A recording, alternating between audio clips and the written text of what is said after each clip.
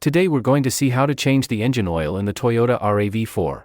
In the case of this truck, it's a 2016 truck with a 2.5L 4-cylinder engine, but this procedure is practically the same from 2013 to 2018.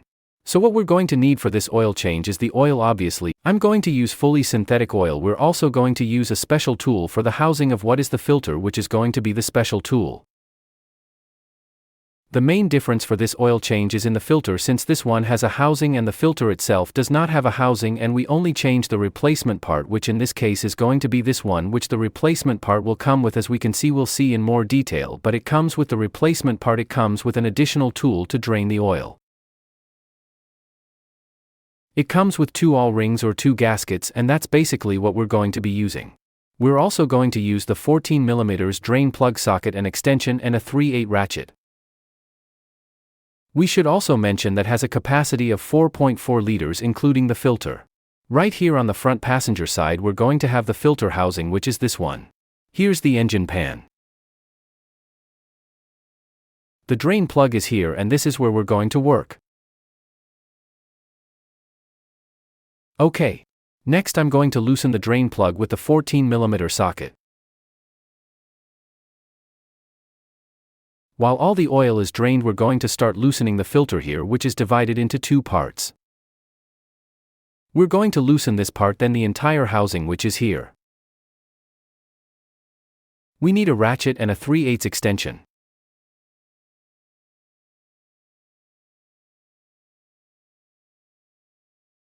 Here we're going to use this tool to finish draining any oil that's left in the filter.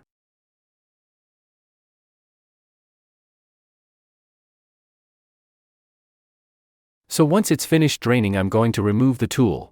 I'm going to clean it with paper. Give it a little wipe down here. As you can see, there's an O-ring here. I'm going to leave it for now. I'm going to change it slowly now to show it in detail. But first I'm going to put the drain plug in now. I'm not going to change the washer since it's not that damaged. I'm just going to tighten it until it reaches its full length without exaggerating. And I'm going to tighten it to the specified torque, which is 30 pound-feet. Okay. Now I'm going to remove the entire filter housing. One thing I do to prevent it from dripping is to put the drain plug on the filter housing that it's not overlapping so that it doesn't drip. So next I'm going to loosen it with a special tool. As you can see, this tool has 3 teeth here, or 3 slots. It has 3 here and 1 on the other side that will match these slots that you see here. There you can see them on camera, but these are the 3 that we see here.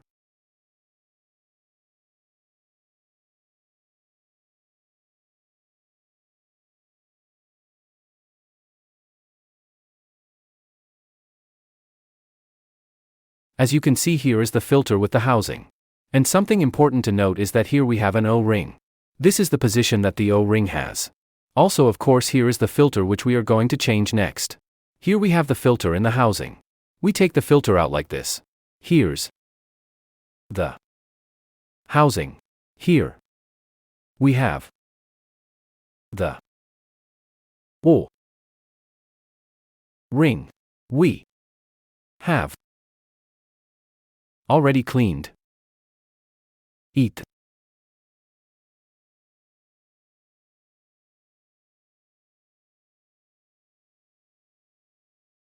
Now we are going to prepare the positions, and we have the new O-rings. We also have the filter.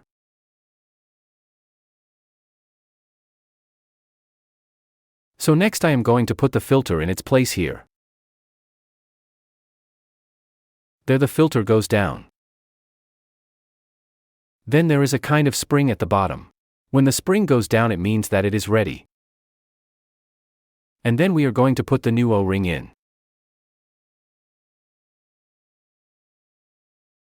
That is the position it should be in.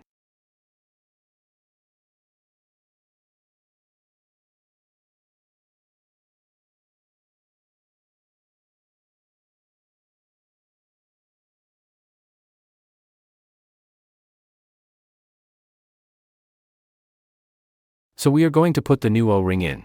There it is. That is the position it has. Okay, to finish here with the O-rings, I am just going to put a little bit of new oil all around the rings.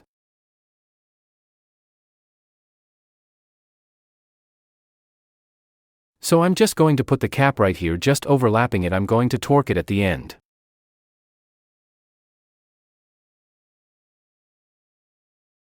First I'm going to install this one. I'm going to tighten it to the specified torque, which as we mentioned is going to be 19 pound-feet.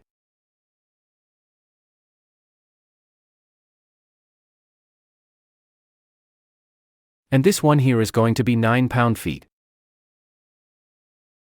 There it is. Just 19 pound-feet. And finally I'm going to tighten the cap. I'm just going to tighten the drain plug in the same way. There's the drain plug. And I'm only going to tighten it to 9 pound-feet, which is a very simple torque. Okay. The filter housing the cap and the drain plug are now tightened. Next, what I'm going to do is lower the truck so that it's completely level. Finally, I'm going to add oil. It's going to be around 4 and 5. This tank holds 4.73 L, which means there's going to be very little left. Of course, I've already lowered the truck. It's already on a level surface. I've already removed the jack and the towers. Everything is ready to add the oil. Now all that's left is to check it with the dipstick. As you can see, it's ready. It's going to be hard to see on camera, but it's very close to the second line or the second point. It has to be between this and this point. We can see it more than halfway through. Okay. Everything is practically ready here.